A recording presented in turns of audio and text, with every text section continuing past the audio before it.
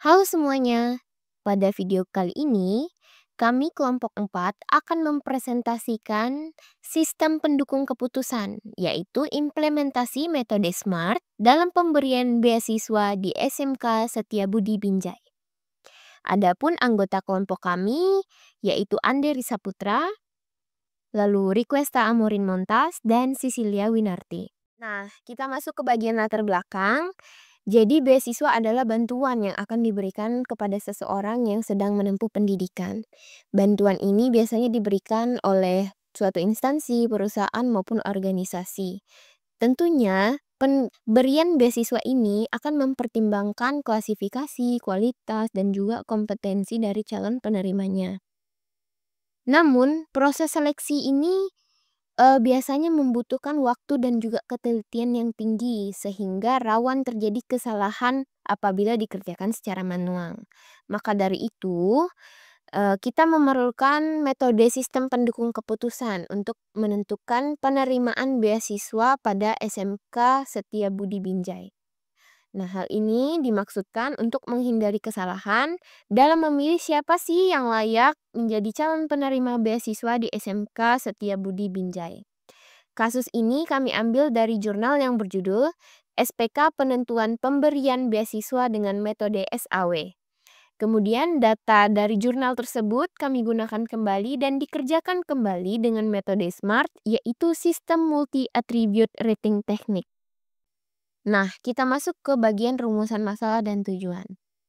Rumusan masalah yang pertama yaitu apa sih metode SMART itu? Yang kedua, apa saja nih kriteria yang akan digunakan? Lalu yang ketiga, apa sih alternatif yang akan digunakan? Dan yang keempat, bagaimana sih perhitungan SPK pemberian beasiswa di SMK Setiabudi Binjai ini jika menggunakan metode SMART? Lalu tujuannya, yang pertama, menerapkan metode SMART dalam SPK penerima beasiswa di SMK Setiabudi Binjai. Lalu yang kedua, membantu pihak sekolah dalam mengambil keputusan yang lebih objektif, adil, dan efisien dalam proses seleksi penerimaan beasiswa.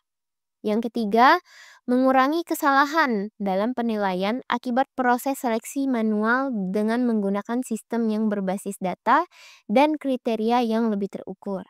Lalu yang keempat, menyediakan rekomendasi penerima beasiswa berdasarkan nilai rata-rata penghasilan orang tua dan juga jumlah saudara kandung. Nah, menjawab rumusan masalah yang pertama, apa sih itu metode SMART? Jadi metode SMART tadi, seperti yang sudah dikatakan sebelumnya, adalah kependekan dari Sistem Multi Attribute Rating Technique. Nah, metode ini adalah suatu metode dalam pengambilan keputusan yang dikembangkan oleh Edward pada tahun 1997. Nah, pengambilan keputusan dengan metode ini didasarkan pada beberapa kriteria dan juga alternatif. Dalam metode ini, setiap alternatif dinilai berdasarkan sejumlah kriteria yang masing-masing memiliki nilai dan juga bobot tersendiri. Bobot ini akan menunjukkan seberapa penting sih suatu kriteria dibandingkan dengan kriteria lainnya. Lalu proses pembobotan digunakan untuk mengevaluasi alternatif sehingga dapat dipilih alternatif yang paling optimal. Nah, berikut ini adalah data dan juga alternatif. Alternatif yang digunakan ada 25 alternatif, yaitu 25 siswa. Kemudian datanya ada 3, yaitu nilai rata-rata, penghasilan orang tua, dan jumlah saudara kandung. Oke, langkah selanjutnya adalah menentukan kriteria untuk penentuan penerimaan beasiswa. Untuk kriteria yang pertama adalah nilai rata-rata siswa atau kita anggap saja C1. Kriteria ini kita beri bobot 40% dari total penilaian. Pembagian kategori untuk kriteria nilai rata-rata adalah sebagai berikut. Jika nilai rata-rata siswa tersebut kurang dari sama dengan 7, maka nilai C1-nya ya kita beri 1. Jika nilai rata-rata siswa tersebut di atas 7,1 dan kurang dari sama dengan 8, maka nilai C1-nya kita beri nilai 2. Jika nilai rata-rata siswa di atas 8,1 dan kurang dari sama dengan 8,5, maka nilai C1-nya kita beri nilai 3. Jika nilai rata-rata siswa tersebut di atas 8,6 dan kurang dari sama dengan 9, maka nilai C1-nya kita beri nilai 4. Jika nilai rata-rata siswa tersebut lebih dari 9,1, maka nilai C1-nya kita beri nilai 5. Nah, selanjutnya adalah kriteria yang kedua.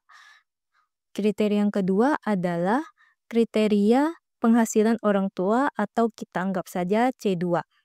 Di mana kriteria ini kita beri bobot 30% dari total penilaian. Pembagian kategori untuk kriteria penghasilan orang tua adalah sebagai berikut. Jika penghasilan orang tua siswa tersebut kurang dari sama dengan 1 juta, maka nilai kriteria C2-nya kita beri nilai 1. Jika penghasilan orang tua siswa tersebut di atas 1 juta dan di bawah kurang dari sama dengan 3 juta, maka nilai C2-nya kita beri 2.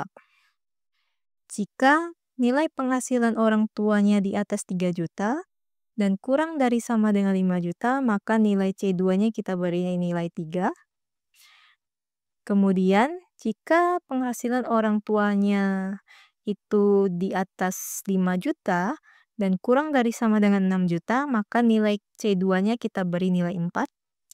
Dan jika penghasilan orang tua siswa tersebut lebih dari 6 juta, maka nilai C2-nya kita beri nilai 5. Nah, selanjutnya adalah kriteria yang terakhir dalam penentuan penerimaan beasiswa. Untuk kriteria yang terakhir adalah jumlah saudara kandung atau kita anggap saja C3. Kriteria ini kita beri bobot 30% dari total penilaian. Pembagian kategori untuk kriteria jumlah saudara kandung adalah sebagai berikut. Jika orang tuanya hanya memiliki 1 anak, maka nilai C3-nya kita beri nilai 1. Jika orang tuanya memiliki 2 anak, maka C3-nya kita beri nilai 2. Jika orang tuanya memiliki 3 anak, maka kita beri nilai 3. Dan jika orang tuanya memiliki 4 anak, maka nilainya kita beri 4. Dan jika orang tuanya memiliki lebih dari sama dengan 5 anak, maka nilainya kita beri nilai 5. Nah, setelah menentukan kriteria yang ada dalam penentuan penerimaan beasiswa, maka dari data yang kita peroleh sebelumnya, kita akan beri nilai kriteria untuk setiap data. Contohnya siswa 1.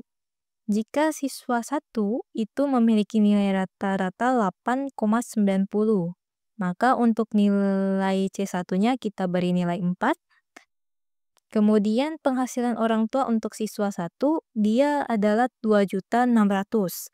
Maka kriteria C2-nya kita beri nilai 2. Dan untuk jumlah saudara kandung siswa 1 itu adalah 5, maka nilai C3-nya kita beri nilai 5. Begitu juga untuk siswa yang lainnya. Nah, selanjutnya kita akan melakukan normalisasi bobot kriteria. Untuk melakukan normalisasi bobot kriteria, dapat digunakan rumus normalisasi yaitu WJ dibagi sigma WJ.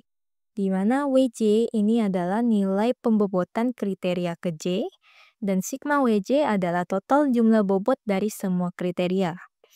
Contohnya, jika kriteria C1 yang memiliki bobot 40%, maka 40% akan dibagi total jumlah bobot dari semua kriteria yaitu 100%, maka normalisasi yang didapat adalah 0,4. Lakukan hal yang sama untuk kriteria C2 dan C3. Jika C2 bobotnya 30%, maka hasil normalisasinya adalah 0,3.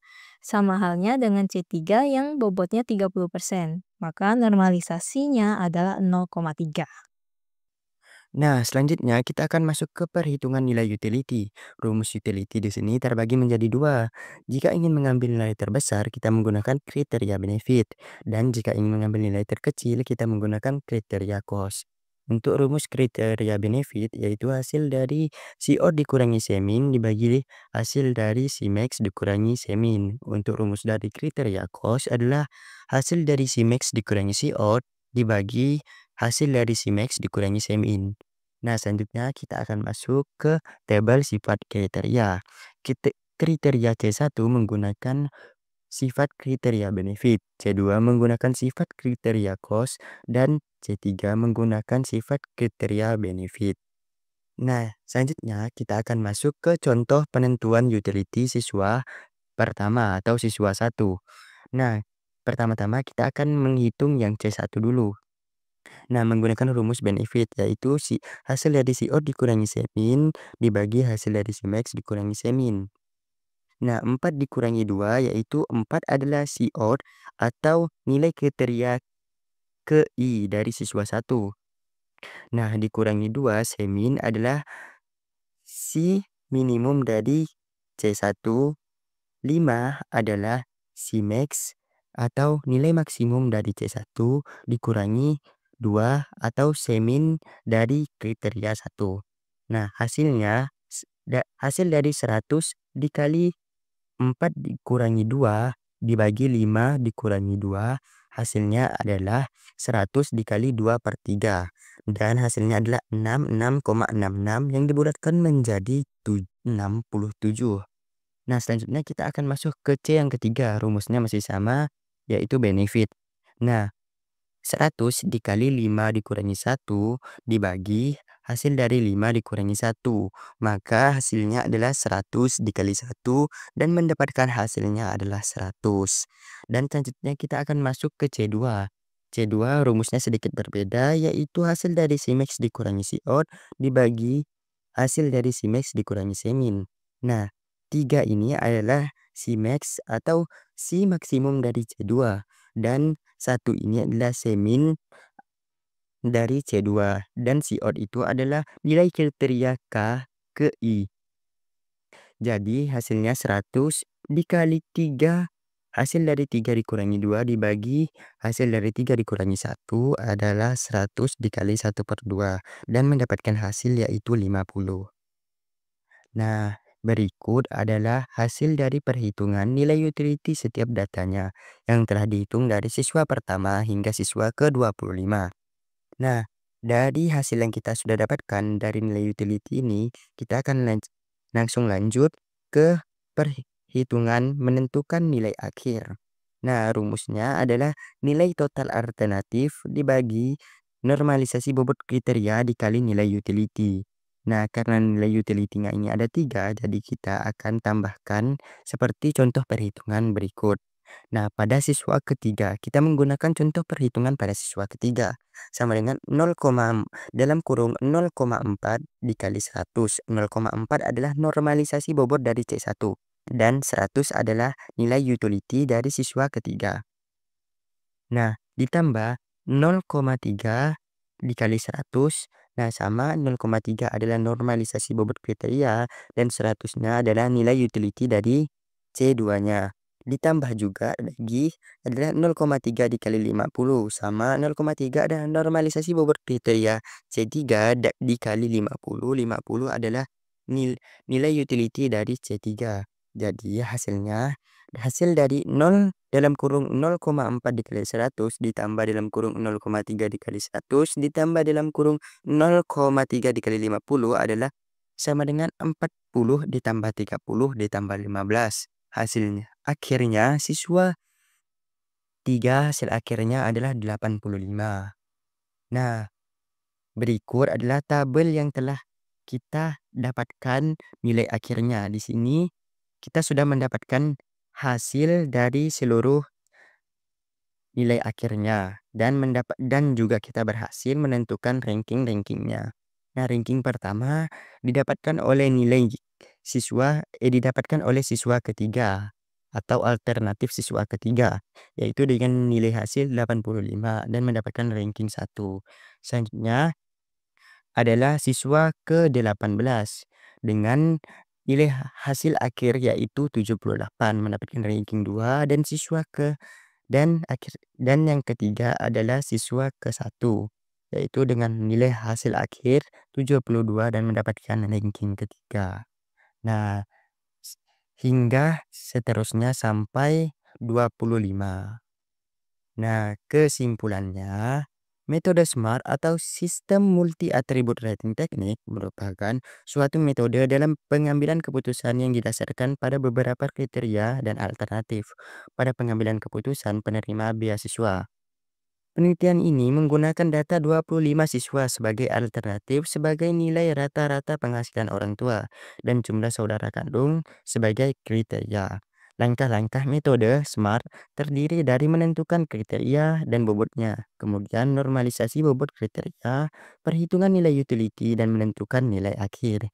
Berdasarkan perhitungan yang telah dilakukan, siswa 3, siswa 18, dan siswa 1 merupakan 3 siswa teratas yang layak mendapatkan beasiswa. Nah, sumber dari seluruh PPT ini kita ambil dari berikut. Nih, sumber datanya yaitu SPK penentuan pemberian beasiswa dengan metode SAU. Sumber lainnya sebagai berikut dan seterusnya.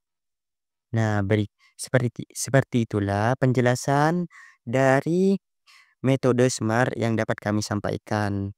Mohon maaf jika ada salah kata atau kata-kata kami yang kurang tepat diucapkan. Sekian saya ucapkan terima kasih.